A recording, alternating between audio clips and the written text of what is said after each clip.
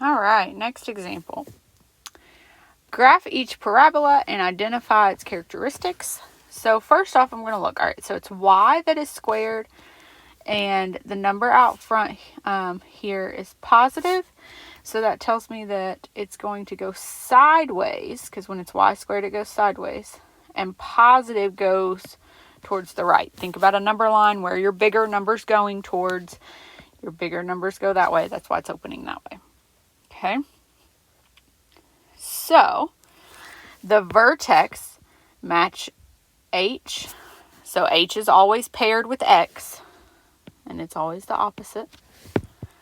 And then K, again, always the opposite.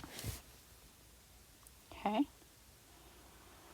Then we have to figure out what P is in order to find the focus and directrix. Okay. We can actually find the axis of symmetry. The axis of symmetry is just going to be y equals -2. It's always whatever. If we're going sideways, it's y equals. If we're going up and down, it's x equals. I'll circle back around that when we actually graph. Okay. But for focus and directrix, notice in our formulas here, we have 4p. We're going to use that. So 4p in this example must equal 8. Okay, so I divide by 4. So P must equal 2. So what that means is if I graph the vertex 5, 2, or 5, -2, 1, 2, 3, 4, 5, -2, I'm right here. I know that it's going to open this way, so my focus is here and my directrix is behind it. They should never touch the parabola. That's how I know that.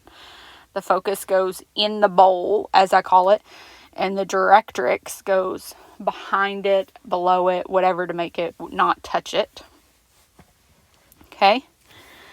From my vertex, I go 2, in this case, to the right for my focus. That right there is my focus because it was 2 away from the vertex. My directrix goes 2 behind it and then makes a vertical line. Okay, looking like this.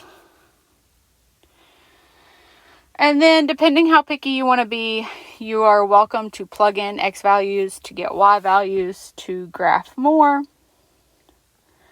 But this kind of gives us an idea that our parabola looks like this.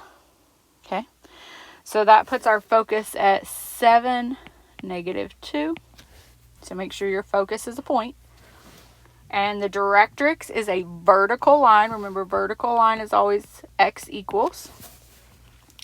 And I count how many over it is. It's x equals 3. Okay. All right. I'm actually only going to, on the video, go over one.